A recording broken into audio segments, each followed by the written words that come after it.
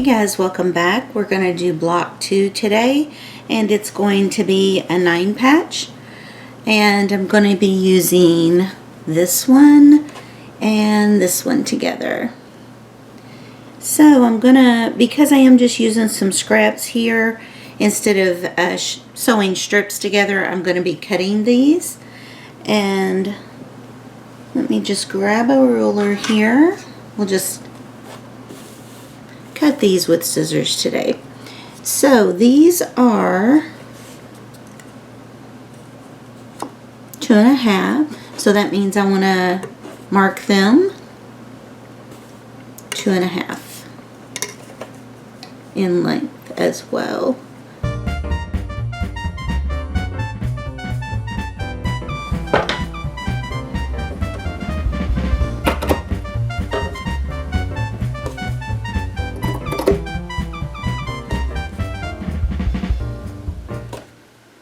Okay, so we have got these cut, and basically your 9 patch, it's a pretty basic square.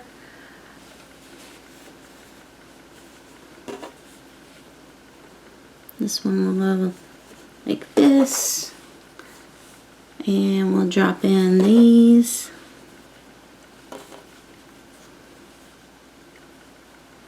Like so.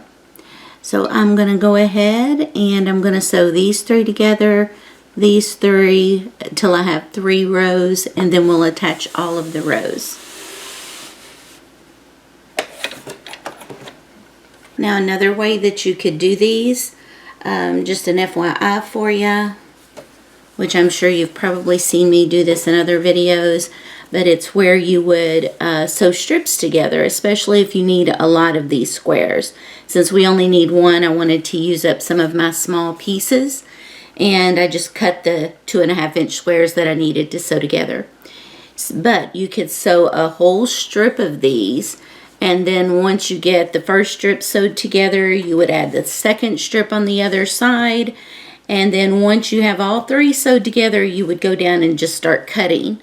And you could do a lot all at once. But we're just going to do it this way. Especially if you have scraps and you're wanting to use them up, you can by all means just cut your squares and sew squares together. Just a little faster to do it the other way. Okay, so once you have your first one sewed together, just take it over to the iron. You can either iron to the dark side, or you can just open up the seam and iron it that way. So there's not as much bulk.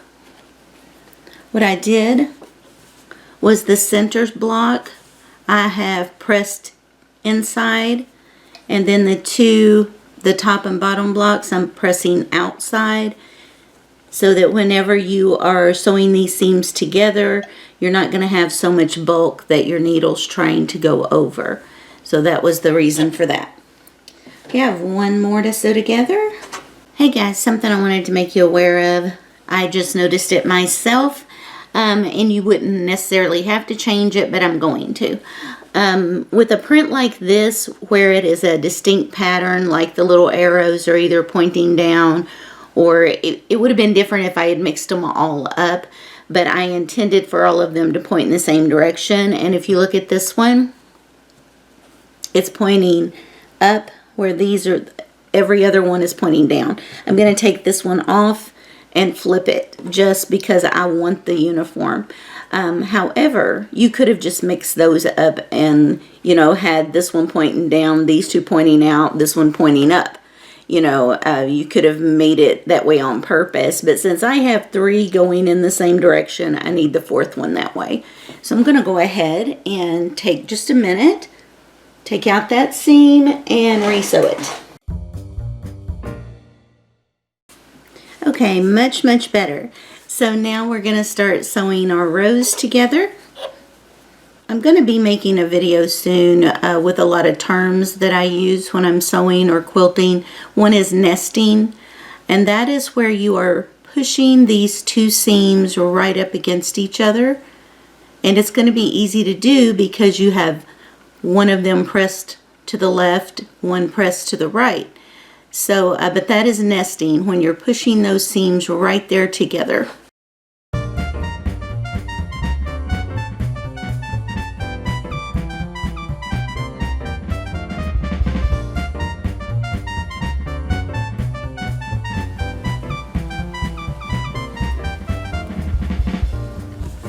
Alright, so here we go, and normally we would go ahead and get our ruler and square this up. We're not going to worry about that until we get all of our blocks made, because some may be different sizes than others, and we're going to keep them as close as we can together. But some of them we may also be adding borders to. So I'm not worried about squaring this up just yet. That's something else that we'll do at the end. That way you can see multiple examples of me squaring it up. Alright, so that is block number 2. Okay guys, so you can see we got our first 2 blocks done. We did the flying geese and now we have done the 9 patch. Both are very easy blocks, but if you're just new to sewing and want to make your first quilt, I think I would start with a 9 patch. But for now, we've got our second block made, and you saw it didn't take long at all. So we will be back in a few days to do our third block.